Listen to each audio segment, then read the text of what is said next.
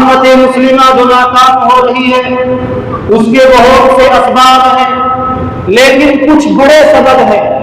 جن میں سے پہلا سبب یہ ہے کہ اللہ تبارک و تعالیٰ نے اس امت کے اوپر جو ذمہ داری ڈالی تھی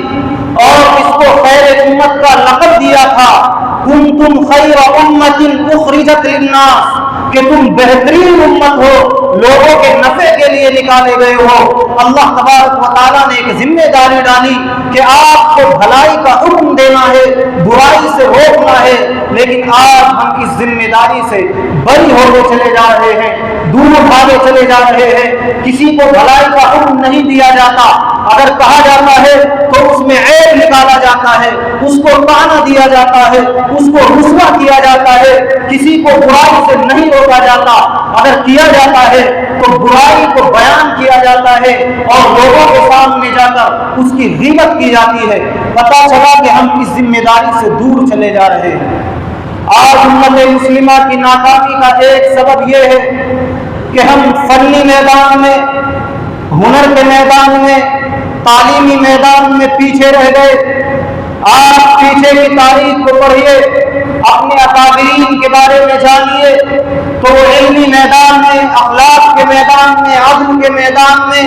ایجادات کے میدان میں تمام طرح کے علوم سے لیس ہو کر وہ اس امت کی سرداری کر رہے تھے، لیکن آج ہماری حالت یہ ہے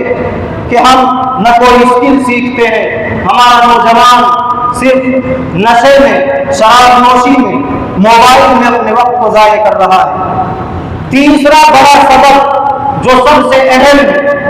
وہ یہ ہے کہ ہم نے قرآن کریم کو صرف طاقوں میں سجانے کی ایک کتاب سمجھ لیا ہے،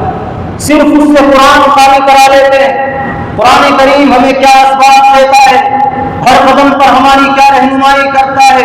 اس سے ہمیں کوئی واسطہ نہیں۔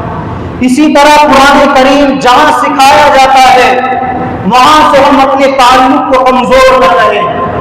قرآن کریم کے سکھانے کے بہت سے طریقے ہو سکتے ہیں، لیکن اس وقت دنیا کے اندر جو سب سے زیادہ مفید، جو سب سے زیادہ دیر پا طریقہ ہے وہ مدارس کی شکل میں ہمارے سامنے موجود ہے، اور یہ کوئی نیا طریقہ نہیں بلکہ پیارے آقا جناب محمد رسول اللہ صلی اللہ علیہ وسلم جب مکے سے ہجرت کر کے مدینہ تشریف لائے، آپ نے مسجد نبوی کو تعمیر کیا تو صرف مسجد پر اکتفا نہیں کیا بلکہ مسجد کے اندر ایک حصے کو مدرسے کے لیے مقرر کیا جس کا نام صفہ ہے۔